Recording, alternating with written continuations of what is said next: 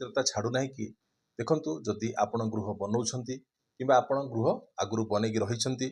ଯଦି ଐଶାନ୍ୟ କୋଣ ଅର୍ଥାତ୍ କ'ଣ ହେଉଛି ନା ଐଶାନ୍ୟ କୋଣ କହିଲେ ଆମେ କ'ଣ ବୁଝୁଛେ ନା ଉତ୍ତର ପୂର୍ବ କୋଣ ଅର୍ଥାତ୍ ଯାହାର ଡିଗ୍ରୀ ହେଉଛି 34 ଡିଗ୍ରୀରୁ 56 ଡିଗ୍ରୀ ଭିତରେ ଯଦି କାହାର ବି ପାଣି ଟାଙ୍କି ଅର୍ଥାତ୍ ସମସ୍ତେ ଆଜିକାଲି କ'ଣ କରୁଛନ୍ତି ନା ଜଳ ବୋଲିକି ନଳକୂପ ଖୋଲି ଦେଉଛନ୍ତି ଐଶାନ୍ୟ କୋଣରେ ଠିକ୍ ତା ସହିତ କ'ଣ ହେଉଛି ନା ପାଣି ଟାଙ୍କି ମଧ୍ୟ ବି ଐଶାନ୍ୟ କୋଣରେ ରଖିଦେଉଛନ୍ତି ତ ଯଦି ସେଭଳିଆ ପରିସ୍ଥିତି ଅଛି ତାହେଲେ ମୁଁ କହିବି କେବେ ବି ସୁଦ୍ଧା ଆପଣ ଐଶାନ୍ୟ କୋଣରେ ଯଦି ଯାହାର ମଧ୍ୟ ବି ପାଣି ଟାଙ୍କି ଥିବ କିମ୍ବା ଷ୍ଟୋରେଜ୍ ଥିବ କିମ୍ବା ନାଳ ନର୍ଦ୍ଦମା ଥିବ କିମ୍ବା ଆପଣଙ୍କର ଷ୍ଟୋରେଜ୍ ହେଇକରି ଆପଣଙ୍କର ମାନେ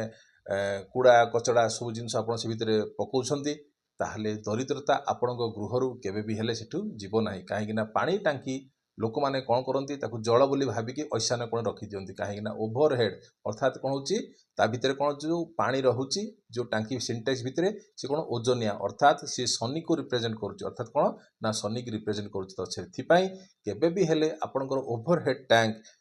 ଐଶାନ୍ୟ କୋଣରେ ରଖିବେନି ନଚେତ୍ କ'ଣ ଦାରିଦ୍ର୍ୟ ସୀମାରେଖା ତଳେ ଆପଣ ପଳେଇ ଆସିବେ ଆଉ ସେ ଛାଡ଼ିବ ନାହିଁ ଏଭଳିଆ ଯଦି ପରିସ୍ଥିତି ଅଛି ତାର ଛୋଟିଆ ରିମେଡି କରି ସେ ଜାଗାରୁ ଆପଣ ସିଣ୍ଟେକ୍ସ ହଟାନ୍ତୁ ଯଦି ପାରୁଛନ୍ତି ସିଣ୍ଟେକ୍ସକୁ ମଧ୍ୟ ବି କ'ଣ ଅଣ୍ଡରଗ୍ରାଉଣ୍ଡ ଅର୍ଥାତ୍ ଯେମିତି ଆପଣଙ୍କର ନଳକୂପ ଯେମିତି ତଳେ ଖୋଳା ଯାଉଛି ସେଭଳିଆ ତଳେ ଆପଣ ପ୍ଲେସମେଣ୍ଟ କରନ୍ତୁ ଏହାପରି